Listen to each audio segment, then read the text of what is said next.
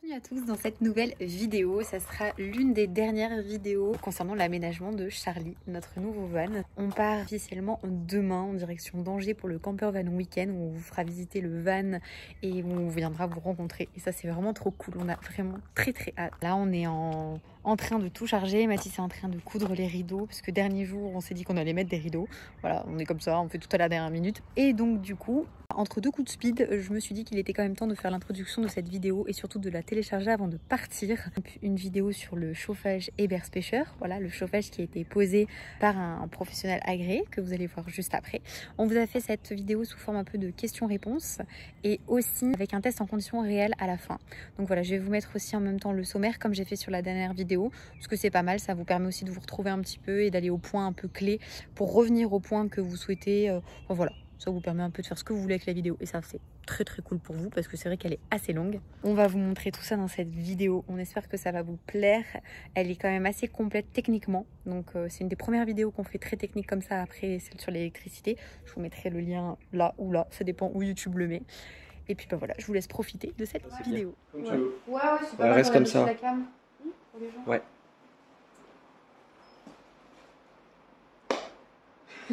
N'importe quoi. Ah oui, j'attaque. Oui, okay. vas-y. D'accord. Ok, bah, déjà je me présente, moi c'est Marc. Je suis installateur agréé Eberspecher, installateur de Paris.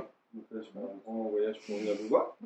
À la demande d'Eberspecher. J'ai un site, c'est chauffageautonome.fr. Je fais du coup pas mal de montage pour les voyageurs principalement. Vraiment une spécificité, 4x4, van, un petit peu de bateau, mais c'est principalement des gens qui font des voyages, des tours du monde. Ou normalement, à la fin de la journée de montage, là, le montage va être sur 2 jours. Vous savez de quoi on parle quand on parle d'un chauffage. Vous allez comprendre les enjeux, pourquoi on a choisi ce modèle-là, où est-ce qu'on va l'installer, et que vous soyez autonome. Parce qu'être autonome, c'est le plus important quand on est nomade. Si jamais vous avez quoi que ce soit pendant le voyage, que vous puissiez être réactif sur votre produit, savoir le programmer, savoir l'utiliser correctement. Mais alors, comment est fait et fonctionne le chauffage ? Voilà, alors là on est dans l'environnement, on a déballé un petit peu les boîtes pour gagner du temps. On a principalement le chauffage. Donc en fait c'est une chaudière au gasoil, c'est comme une chaudière de maison. En fait on va créer une flamme, autour de la flamme on va faire passer de l'air, on va chauffer l'intérieur. Pour la sécurité, il y a 2 circuits en fait. Donc là on a l'admission d'air, il y a la partie combustion qui est sous chauffage, enfin le chauffage se présente comme ça. Voilà, donc cette partie-là elle doit être obligatoirement en dehors du véhicule. Il ne doit rien y avoir de cette partie-là dans le véhicule. Ce joint-là, si on installe le chauffage à l'intérieur du véhicule, il doit absolument être en liaison avec votre plancher, de manière à ce que toute cette partie-là soit en dehors du véhicule. Surtout pas rehaussé, surtout quand on voit plein de trucs sur YouTube et tout ça, de mecs qui font absolument n'importe quoi et qui se mettent vraiment en danger. Okay. Parce que nos petits tuyaux d'échappement, on va prendre ça, de manière à ce qu'on puisse les tordre, ils ont des petites cannelures. Et quand on les installe, il y a forcément des fuites. Pas quand le chauffage est neuf, quand il est en bon fonctionnement, le fluide va bien. Mais quand il se met à déconner, il y a de la fumée qui sort par là. La fumée, c'est du CO2. Si vous l'avez à l'intérieur du véhicule, voilà. Si ça vous arrive pendant une nuit, sur un long laps de temps, vous avez vraiment vite fait d'avoir des problèmes. Okay. Voilà. Donc un chauffage qui est monté normalement, il n'y a pas besoin de capteur de CO2 à l'intérieur. Quand c'est homologué, quand c'est fait dans les normes, le produit se suffit en lui-même. Parce qu'en fait, le système de chauffe, tout bête, c'est pour ça que c'est sécure, c'est qu'en fait la partie combustion, donc elle est à l'extérieur, et nous on va simplement aspirer l'air de l'intérieur du véhicule, le faire passer sur les ailettes qui sont ici, qui elles sont chauffées parce que la flamme est à l'intérieur, on va les ressortir ici, et là, avec ça, et après on aura un système de distribution d'air, on aura un air chauffé, donc là il rentre à 10-15 degrés, on a un air chauffé entre 60 et 80 degrés. Voilà. Cet air-là, on va le diffuser dans le véhicule, donc on va se démerder à placer le chauffage de manière à ce qu'il y ait une bonne circulation d'air dans l'intégralité du véhicule, de manière à chauffer tout l'espace. La sortie de chauffage, pareil, donc ça c'est des trucs d'installation, mais on a plein de bouches possibles. Donc ça c'est la bouche droite classique, mais on a la bouche où on peut, pour gagner de la place, comment on installe le chauffage, voilà. L'installation se fait en intérieur ou en extérieur ? Tout à l'heure, en off, là, vous me posiez la question de si on le met dedans ou en extérieur du chauffage. Ça, il n'y a pas de problème, les deux sont possibles. Le tout, c'est qu'on va adapter les platines support. Ça, c'est la platine pour l'intérieur du véhicule. Donc, le chauffage va être posé sur cette platine-là.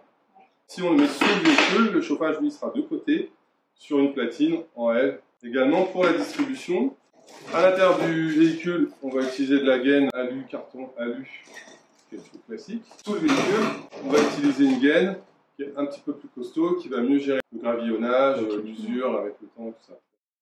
Est-ce qu'il est bruyant quand on est à l'extérieur? Moi, j'ai l'habitude de faire du coup des montages pour les voyageurs. Du coup, je monte toujours 2 silencieux en série, avec un silencieux d'admission. Donc là, c'est ce qui vous rend le chauffage le plus silencieux possible. Pas tant pour vous, ça ne change rien, mais pour vos voisins. Ouais. Si vous avez des gens qui dorment en tente à côté de vous, si vous avez quoi que ce soit, là, le chauffage, on l'entend pas. Et depuis 2019, les pompes sont silencieuses, totalement silencieuses. Il n'y a plus de clic-clic-clic que vous avez sur les vieux chauffages ou les copies chinoises là, qu'on voit pas. Ouais. À l'inverse, est-ce qu'il est bruyant quand on est à l'intérieur? Là, c'est un bruit de soufflerie qui va être important, faut pas se leurrer au départ. Ouais. Le chauffage, il va être bruyant. Alors là, on n'a pas une très grande distance. Il y a des silencieux qui existent en sortie de chauffage, qu'on peut mettre en sortie de chauffage pour casser le bruit. En régulation, il ne fait pas de bruit. Non, mais si c'est l'affaire de 10 minutes, c'est pas dérangeant sur le long terme, tu vois. Un volume comme ça, pour être honnête, je dirais plutôt 20 minutes que 10. Ok. Et Non, mais comment fait-on pour le relier au carburant? si on a une petite pompe à gasoil, donc on verra plus tard les possibilités de se raccorder, mais réservoir de gasoil absolument interdit au véhicule. En termes de danger, c'est mortel. En termes d'odeur, de danger, tout ça. Réservoir auxiliaire, surtout jamais dans un véhicule, c'est totalement interdit. Donc après, les solutions, c'est le repiquage sur le réservoir ou sur les conduites de carburant. Dans votre cas, c'est facile, on va se repiquer avec un T sur les conduites de carburant. Comme vous avez un modèle récent, avec un limiteur de pression. Comment fonctionne-t-il? Est-ce qu'il se régule? Et si oui, comment? En termes d'agrément, la régulation se fait via la commande. Sur la commande, on a un capteur de température. La régulation se fait sur la commande, donc ça on verra ensemble, c'est important l'emplacement, parce que c'est un truc stratégique pour l'agrément, pour la régulation et tout ça. Et aussi à la recirculation d'air qu'on va imaginer nous ensemble dans le véhicule. Dans le kit, vous avez la notice. Moi j'imprime les notices. Normalement c'est un DVD que personne ne regarde jamais. Et moi la particularité c'est que la dernière page, je vous mets tous les codes d'erreur de chauffage. Ok. Donc vous serez autonome. Avec la commande, vous avez moyen d'interroger les codes d'erreur. Sachant que le chauffage, lui, il est plutôt intelligent. Maintenant, il vous oriente un peu pour dire attention, il n'y a plus de gasoil, attention, la batterie est vide. La moitié des problèmes, ça vient pas des chauffages, ça vient soit de votre batterie, qui est vide parce qu'il y a des consommations importantes. Est-ce qu'il fonctionne quand même en altitude?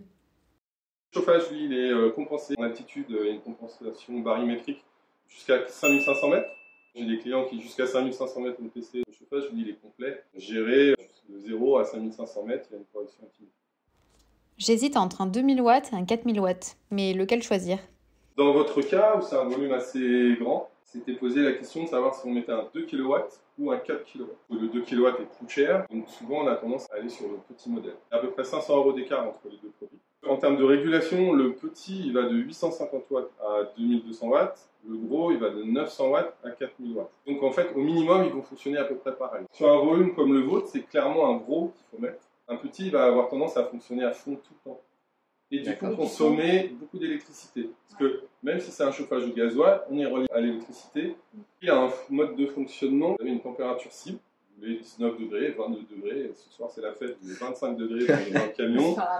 Pas de problème. Lui, il va fonctionner à fond jusqu'à atteindre ses 25 degrés. C'est dans ces moments-là, de phase où il est à fond, qu'il va consommer l'électricité. Donc, dès qu'il a atteint ses 25 degrés, lui, il va diminuer sa puissance, sa consommation, du coup son bruit aussi, sa pollution aussi. Du coup, avec un gros modèle, vous allez atteindre plus vite, 25 degrés. C'est plus vite votre température de consigne. Du coup, vous allez consommer moins d'électricité, moins de gasoil à terme qu'avec un petit. C'est important de bien dimensionner par rapport au volume de son véhicule et l'isolation que vous avez fait. Vous êtes en van, souvent les mecs sont sur isolation. Et un autre truc, là on est à la montagne, par tranche de 1000 mètres, on perd 10% de puissance.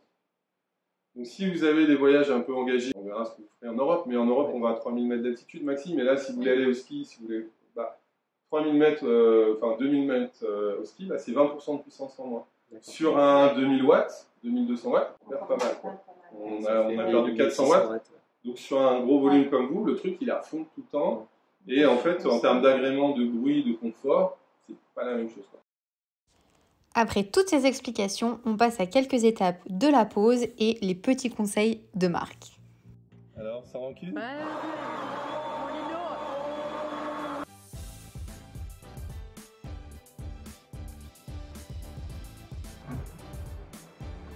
Donc là, je bosse sur les silencieux d'échappement en fait. Je vais te les mettre. La pose des silencieux d'échappement là. Ouais. Je t'installe deux silencieux en série, tu verras, ce qui permet d'avoir vraiment très peu de bruit pour l'extérieur. Ok. Pour les voisins. Pour les voisins. Ouais, donc là, je te mets un caoutchouc ici, tu vois, ouais. sur le tuyau d'échappement, parce qu'il va se trouver au niveau de la lame. Bon, il va être côté châssis. Mais du coup, pour être sûr que tu n'aies pas de vibration, piste ou quoi, pas avoir de bruit, je te mets un caoutchouc. Si jamais ça venait en contact, il n'y a pas de bruit parasite, quoi. Ok. Voilà, donc là, le chauffage, lui, il va venir comme ça. Là, je fixe le silencieux d'admission. Ce qui permet de rendre le chauffage plus silencieux à l'usage pour vos voisins, toujours. Et le passage de la durite de carburant. Sachant que si on veut jouer, on va pouvoir démarrer le chauffage. Donc la gaine à nez fendue, qui permet de sous le véhicule, de protéger. Donc là, je vous ai mis la durite transparente, au moins pour cette portion-là. Enfin, ça va être toute la portion depuis la pompe jusqu'au chauffage. Oui. De manière à, si vous avez une recharge de panne à faire, ça vous aidera à comprendre s'il y a du gasoil ou pas. Donc si le chauffage, il vous le dit, là, visuellement, vous êtes déjà rassuré. Là, je vous rajoute un filtre à gasoil. Et au niveau du filtre à gasoil, vous aurez une visibilité en amont de la pompe. Donc là, vous avez une visibilité en sortie de pompe et vous aurez une visibilité en amont de pompe. Donc des deux côtés, vous êtes capable de savoir ce qu'il en est. Ok. On va utiliser un filtre à carburant pour protéger. Normalement, sur les pompes, tu as un petit tamis, mais là, on va en mettre un beaucoup plus gros pour les voyageurs. Moi, je leur recommande vraiment de mettre ça. Ça permet de filtrer le carburant si jamais tu es dans un coin paumé où on te met. Tu viens d'arriver juste où ils viennent de remplir les cuves, par exemple. D'accord. Tous les dépôts qui sont en tension dans l'eau, dans le gasoil. Ok. Et bah, tu te les chopes dans ton réservoir et ça peut empêcher le chauffage de fonctionner. Donc, en voyage, je conseille les filtres. Ok. Donc là, tu as 10 fusibles, 10 et 20. On va déjà les mettre. Attends, t'as deux fusibles. 20 ampères. Le 20 ampères, donc c'est important d'avoir deux. Il n'y a que des chauffages de qualité, deux fusibles. Celui de 20 ampères, il va servir que au démarrage. Celui de 10 ampères, il va servir en fonctionnement normal. Voilà. Et on va pouvoir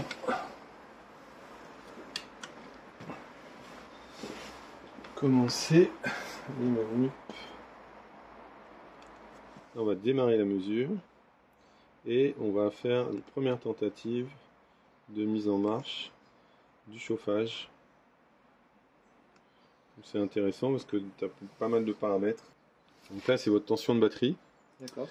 Ici, c'est donc la température à l'intérieur du chauffage. Là, c'est la température d'arrivée d'air. Ouais. Et là, ça va être notre température de sortie d'air. La puissance de bougie, c'est pour l'instant ici. Alors, quand la puissance de bougie de préchauffage va monter, la tension va vraiment diminuer beaucoup. C'est ce qu'on a là. Là, on est à 10,3 watts. Là, on est à 10 ampères de consommation. D'accord. Okay. Et là, du coup, votre batterie, elle prend une claque. Tu vois, on est à 10,7. Alors, c'est une tension qui est mesurée dans le chauffage, donc c'est pas la tension que vous avez sur la batterie. Oui.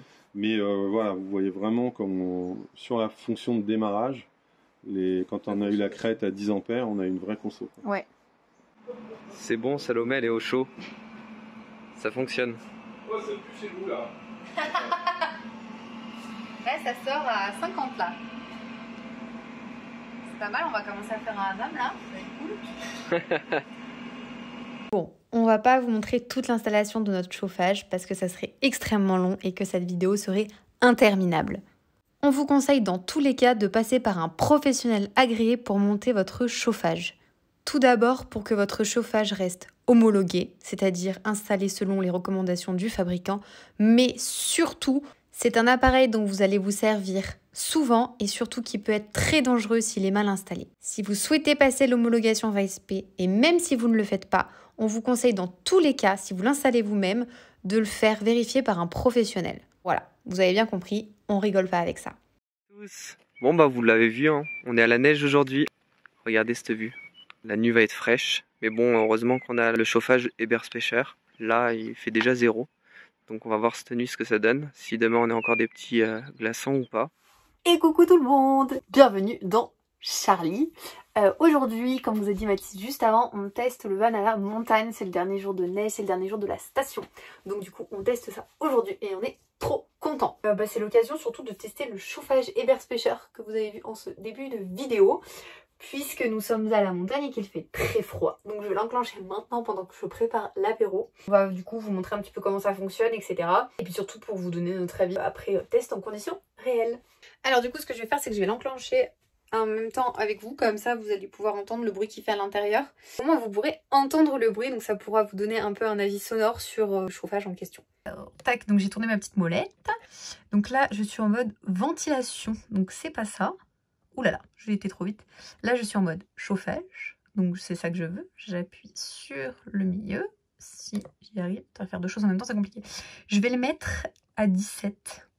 Parce qu'il fait froid, mais encore pas trop froid. Donc, on va pas le mettre extrêmement chaud tout de suite. Il va se réguler à 17, c'est pas mal. Donc, 17. Et puis, on va le mettre à 17. On va le mettre infini. Comme ça, on reste toute la soirée avec le chauffage. Et oulala, oulala. Voilà. Tac. Et là, il va se lancer.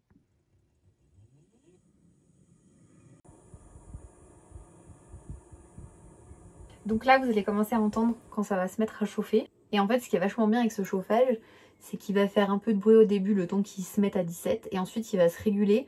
Et en fait, on va plus du tout l'entendre. C'est un truc de dingue par rapport au chauffage qu'on avait dans le précédent van, qui n'était pas de la même marque. Et bah celui-ci, ce qui est incroyable, c'est qu'on l'entend vraiment pas, donc on peut dormir avec sans problème. Et ça, c'est vraiment le point clé dont on avait envie dans notre van. Donc ça, c'est très cool, sachant qu'on va quand même aller en Norvège, etc. Et qu'on va sûrement y aller en hiver. Donc le chauffage va être vraiment nécessaire, comme vous pouvez l'imaginer. Donc ça, c'est un très bon point. Je vous laisse écouter tranquillement le bruit qu'il fait.